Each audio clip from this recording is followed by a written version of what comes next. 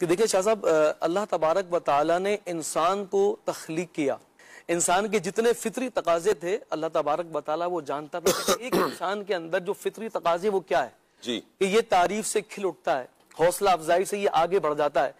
اور چند الفاظ اس کو نرمی سے اگر کہہ دیے جائیں تو اس سے اس کا دل بدل جاتا ہے، کیونکہ فطرت انسانی اللہ تبارک و تعالیٰ نے بنائی۔ تو اسلام کی تعلیمات کے اندر اس فطرت انسانی کو بھی پیش نظر رکھا گیا ہے۔ آپ دیکھیں قرآن مجید فرقان حمید کی جتنی آیات ہیں یہ اس بات کا تقاضا کرتی ہیں۔ دیکھیں ہر کامیاب انسان کے پیچھے اپریسیشن ہے،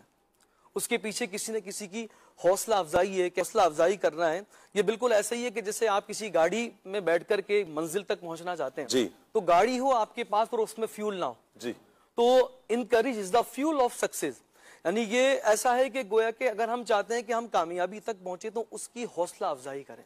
اچھا، قرآن مجید فرقان حمید کے اندر اس کو بالکل پیش نظر رکھا گیا۔ قرآن مجید کی آیات مبارکہ راشد بھائی نے پیش کری، وَمَن تَطَوَّعَ خَيْرًا فَإِنَّ اللَّهَ شَاكِرٌ عَلِيمٌ، کہ جو اپنی طرف سے کوئی نیکی کرے۔ دیکھیں کس انداز سے اللہ تبارک و تعالیٰ حوصلہ افزائی فرما رہا ہے، فَإِنَّ اللَّهَ شَاكِرٌ عَلِيمٌ،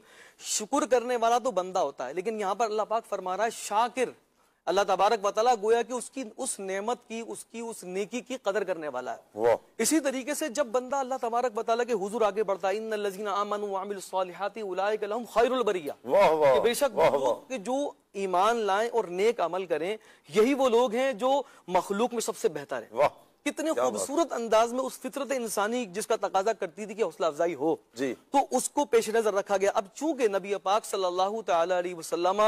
بھی اس بات کے بخوبی واقف تھے، حضور جانتے ہیں کہ انسان کی جب حوصلہ افزائی ہو تو وہ آگے بڑھتا ہے۔ اس انداز کو اگر ہم حضور علیہ الصلوۃ والسلام کی حیات میں مبارکہ میں دیکھیں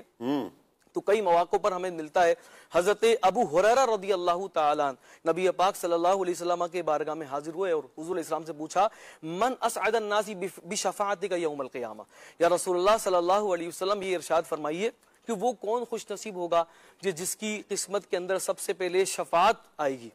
شفاعت کا دروازہ کس خوش نصیب کے لیے کھلے گا؟ تو نبی پاک صلی اللہ علیہ وسلم نے حضرت ابو ہریرہ رضی اللہ تعالیٰ عنہ کی طرف دیکھا اور فرمایا، مجھے اسی بات کی امید تھی، میں نے تمہارا ذوق حدیث جو ہے وہ دیکھا تھا،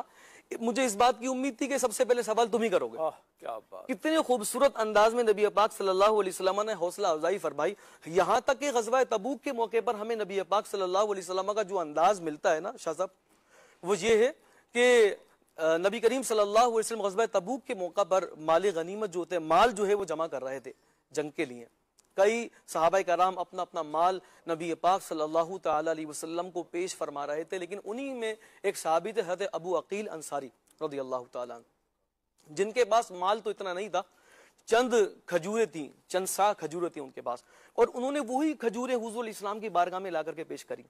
سب اپنا اپنا مال پیش کر رہے ہیں، ان کی چند سا کھجوریں تھیں جو حضور نے پیش کی اور کہا، فرمایا یا رسول اللہ جو میں نے آج مزدوری کی تھی بس یہ اسی سے جو حاصل ہوا یہ میں نے آپ کی بارگاہ میں۔ کیا عرضیاں ہیں پیارے آقا کی بارگاہ میں، اور آپ دیکھیں کس انداز سے شاہ صاحب حوصلہ افزائی فرمائی، سب کے مال کے اوپر نبی پاک صلی اللہ علیہ وسلم نے ان کے مال کو اس انداز سے حوصلہ افزائی تو بتائیے کہ وہ بندہ کس مقام پر پہنچے گا۔ ہمارے